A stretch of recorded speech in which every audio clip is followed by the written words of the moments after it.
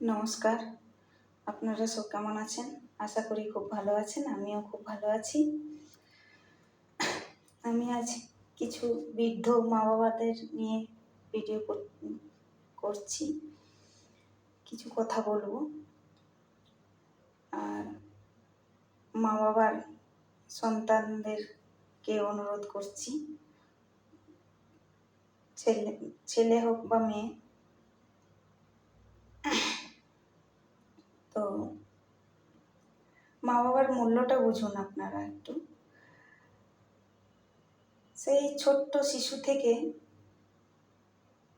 বড় করে তোলে কত কষ্ট করে, খেয়ে না ঘুমিয়ে আপনাদেরকে বড় করে তোলে। ভাবুন তো কত কষ্ট করে সেই মা বাবা।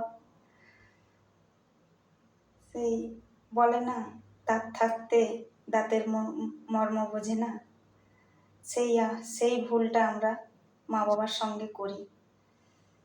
তো আশা করি সেই ভুলটা আর করবেন না।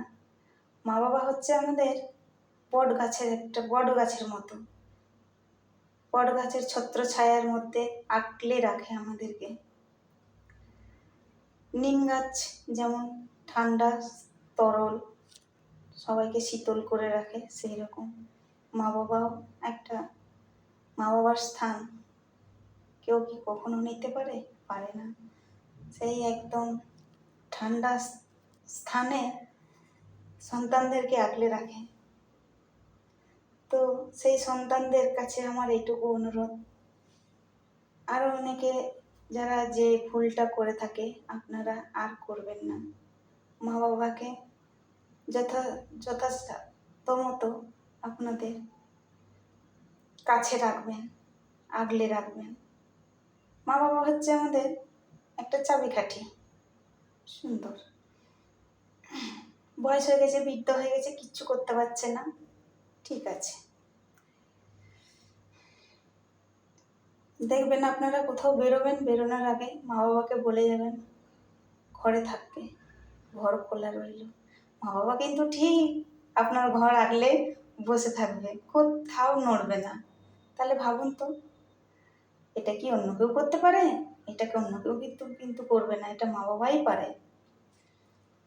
তো মা বাবারা অনেক সময় পারিবারিক অশান্তির ইয়েতে অনেক সময় মা বাবাতে বলে থাকে, আমাকে বৃদ্ধাশ্রমে পাঠিয়ে দে, আমাকে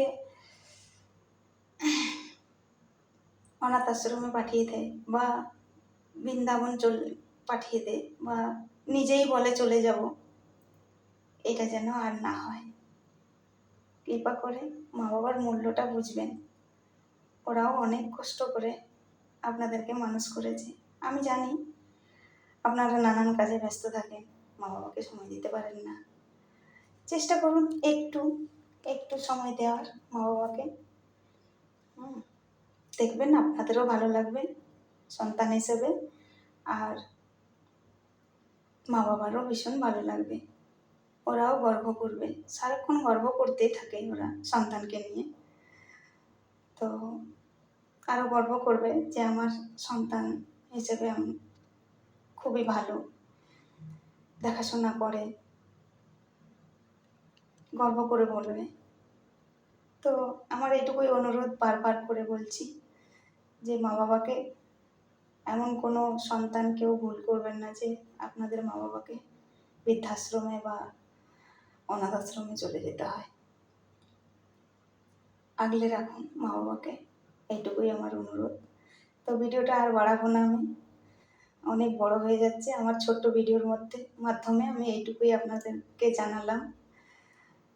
আরও পরবর্তী ভিডিওতে আমি আরও কিছু নিয়ে আসবো, টিপস মা বাবাকে আগলে রাখার। অনেক কষ্টের সঙ্গে ভিডিওটা বানিয়েছি। ভালো লাগলে লাইক শেয়ার করবেন, আর মা বাবাকে কষ্ট দেবেন না।